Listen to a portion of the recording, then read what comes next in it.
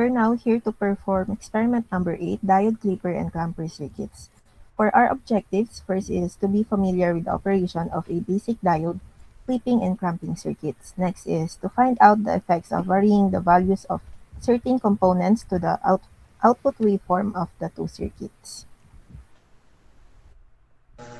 And for the materials, one resistor with 1K value and resistor 1M, two capacitor 250 over 225 volts, one rectifier diode, one breadboard, one VOM, step-down transformer, one regulated DC power supply, and one dual trace oscilloscope. So for our procedures for clipping circuit, first is construct circuit number 1. Setting V sub in is equals to 12 VRMS and V sub B is equals to 6 VDC. Second is measure and draw the input and output waveforms in graphs 1 and 2. Record the maximum and clipping voltage levels in table 1.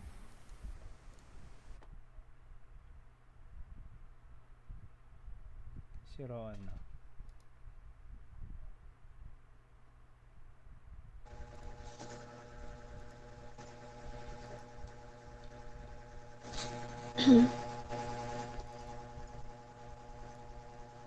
Okay, so the measured voltage po na nakuha sa oscilloscope is 1.7. Then, para makuha yung peak voltage, i-compute namin yung 1.7 sa 10. 1.7 times 10. And then, magkakaroon ng 17 volts. Tapos, ito yung magre-represent sa peak voltage ng waveform. Tapos, yung 17, para makuha yung peak-to-peak voltage, yung VPP, i-multiply po namin yung result na 17 sa 2. So, 17 volts times 2 is equal to 34 volts peak-to-peak. Then, yung waveform na na-observe is sine wave.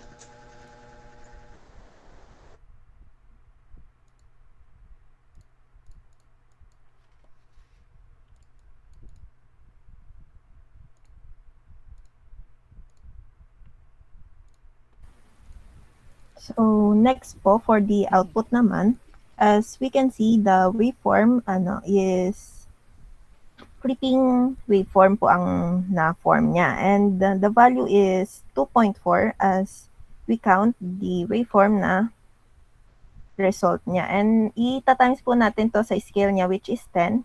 So, ang naging Vmax po natin is 24 volts. Yun po ang naging result for the output.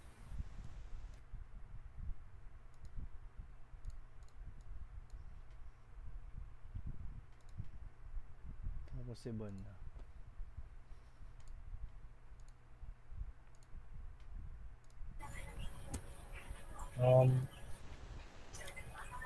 Yung voltage po, lalagay po muna natin sa 0. Yung sa DC po, DC output.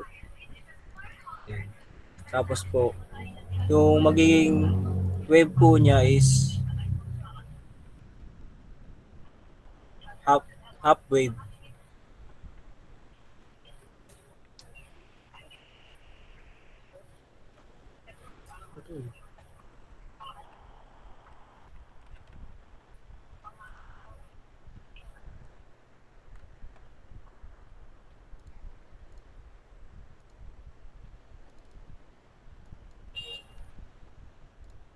Tapos po, isi-set po natin yung DC output natin sa 20 volts. Then, titignan po natin yung result.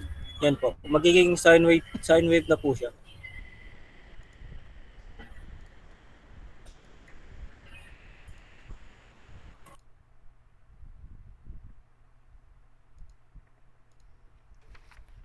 Tapos na pre.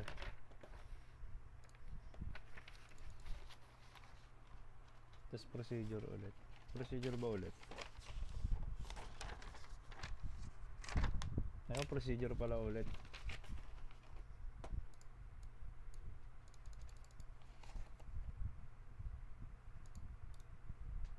Adin. So, for the procedure po naman ng clamping circuit, first is construct circuit number 2, setting V sub in is equals to 3 VRMS. Next is measure and draw the input and output waveforms in graphs 3 and 4, indicating the clamping level. Record this in table 1. Lastly is reverse the connection of D sub 1, observe the output waveform, and record your observation.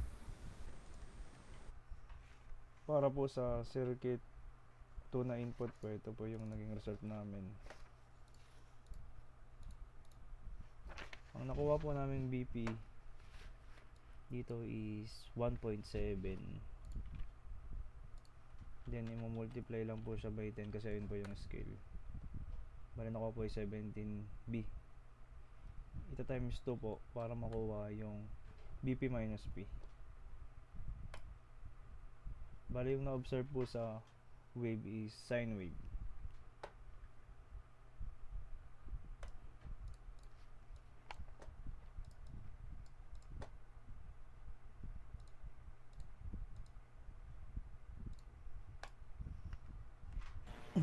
So sa output naman po ng circuit number 2 is, as you can see,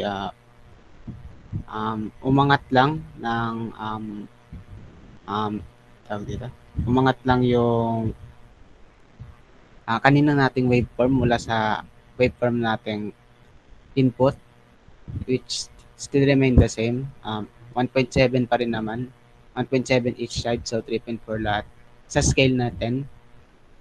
But this time naka-scale tayo sa 20 kasi kapag nag-stick tayo sa scale ng 10, napuputol siya, hindi siya makita lang buo. So as of now, naka each side 0.85, so multiplied by 2, ilan ulit yung pre? Hindi, 0.85. Ayun, 0.85 times 20, 17. So kung naka-scale tayo ng 10, bali 1.7 times 10 is still 17. So still the same pa rin. So ang nangyari dito sa sa waveform natin is umangat siya. And within our research, na ang tawag po sa gantong waveform is clamping. So next naman,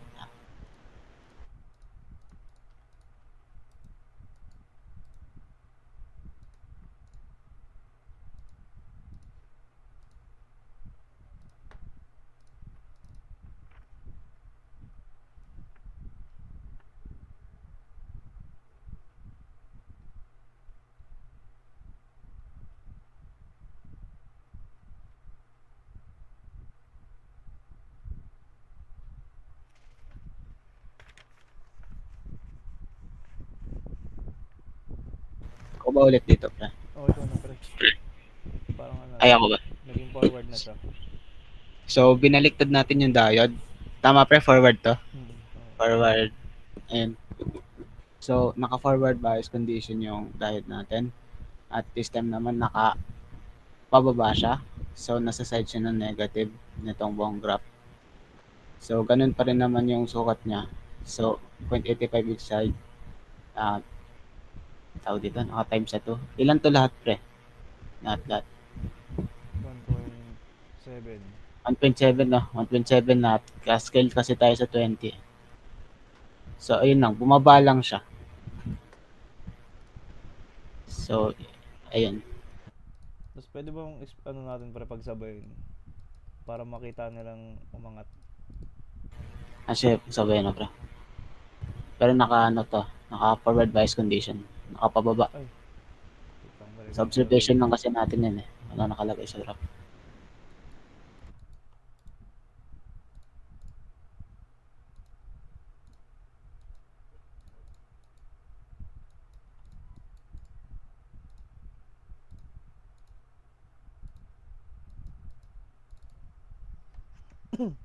So makikita sa graph, ganyan ang waveform ng clipping. Yung nasa gitnang waveform, yung nakapantay dito sa 0, sa 0 volts.